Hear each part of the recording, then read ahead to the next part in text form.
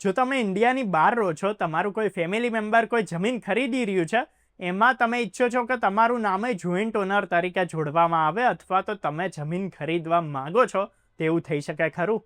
લાગે તો સાવ કોમન વાત, પણ શું કાયદો મંજૂરી આપે છે ખરો? શું એક ઓસીઆઈ હોલ્ડર પોતાની ફેમિલી સાથે ઇન્ડિયામાં પ્રોપર્ટીનો ઓનર બની શકે?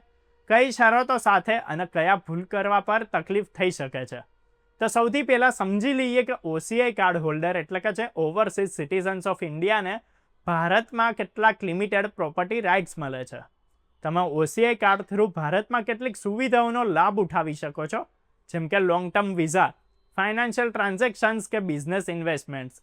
પર પ્રોપર્ટી ઓનરશિપ મામલે કેટલાક નિયમો બહુ જ કડક છે. ફેમા એટલે કે ફોરેન એક્સચેન્જ મેનેજમેન્ટ એક્ટ અને એના નિયમો foreign exchange management acquisition and transfer or immovable properties in India regulations 200 clearly કહે છે કે કયો વ્યક્તિ ભારતમાં જમીન કે પ્રોપર્ટી ખરીદી શકે છે અને કોણ નહીં.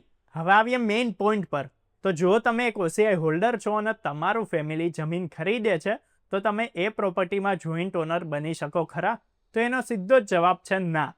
જો એ જમીન એગ્રીકલ્ચરલ, ફાર્મ હાઉસ કે પછી પ્લાન્ટેશન લેન્ડ હોય તો. ફેમા પ્રમાણે કોઈ પણ ફોરેન સિટીઝન કે ઓસીઆઈ હોલ્ડર એવી જમીન નથી ખરીદી શકતો, પણ જો તમારું ફેમિલી મેમ્બર રેસિડેન્શિયલ કે કમર્શિયલ પ્રોપર્ટી ખરીદે છે તો બી કોઓનર બનવું તો એટલું સહેલું નથી જ. રેગ્યુલેશન પ્રમાણે ભારતમાં રહેનારા અને બહાર રહેનારા ભેગા થઈને એક પ્રોપર્ટી નથી ખરીદી શકતા, જેમાં કોઈ વિદેશી સિટીઝન જોડાયેલ હોય તો. એનો મિનિંગ છે કે જો તમારું ફેમિલી મેમ્બર ઇન્ડિયન રેસિડન્ટ છે અને તમે ઓસીઆઈ છો, તો સાથે લેન્ડ ખરીદવી ફેમા કાયદાનું ઉલ્લંઘન થશે. હવે સવાલ ઊભો થાય છે કે જો બીજો કોઈ રસ્તો છે ખરો કે જેનાથી તમે એ પ્રોપર્ટીમાં જોડાઈ શકો? તો એનો જવાબ છે હા. એના માટેના રસ્તા છે ઇનહેરિટન્સ અને ગિફ્ટ ડીડ.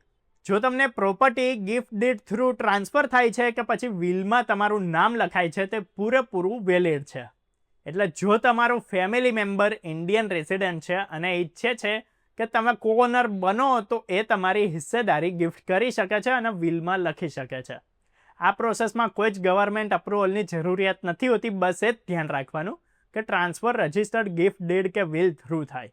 જો તમે ફોરેન સિટીઝન છો અને અત્યાર સુધી તમે પોતાનું ઓસીઆઈ કાર્ડ એપ્લાય કર્યું છે પણ એપ્રુવલ નથી મળ્યું, તો ત્યાં સુધી તમે ભારતમાં કોઈ જ પ્રોપર્ટી નથી ખરીદી શકતા. અને ઓસીઆઈ મળ્યા પછી પણ તમારા અધિકાર એ જ છે જે કે એનઆરઆઈના હોય છે. એટલે તમે ખાલી રેસિડેન્શિયલ અને કમર્શિયલ પ્રોપર્ટી ખરીદી શકો છો, એગ્રીકલ્ચરલ કે પ્લાન્ટેશન લેન્ડ નહીં. ત્યાં બીજી જરૂરી વાત એ છે કે જ્યારે પણ તમે ઇનહેરિટન્સ કે ગિફ્ટ ડીડ થ્રુ પ્રોપર્ટી લો છો, તો ધ્યાન રાખો કે ટ્રાન્ઝેક્શન ફેમા અને રજિસ્ટ્રેશન એક પ્રમાણે થાય. એના માટે સૌથી સારી રીત છે કે તમે કોઈ લોકલ પ્રોપર્ટી લોયરની મદદ લો, જે તમને પેપર વર્ક અને રજિસ્ટ્રેશનની લીગાલિટી સમજાવી શકે. ખોટી રીતે પ્રોપર્ટી ટ્રાન્સફર કરવા પર ફેમા વાયોલેશન થઈ શકે છે, જેનાથી તમને પેનલ્ટી અને લીગલ નોટિસ જેવી તકલીફો ભોગવવી પડી શકે છે.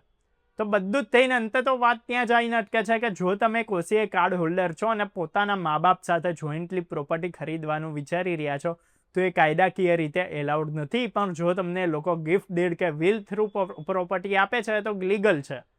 એટલે સૌથી સમજદારી ભરેલો રસ્તો રહેશે લીગલ કન્સલ્ટેશનનો. ગિફ્ટ ડીડ કે ઇનહેરિટન્સ થ્રુ ઓનરશિપ લેવાનો અને દરેક ટ્રાન્ઝેક્શનને પ્રોપરલી રજિસ્ટર કરાવવાનો.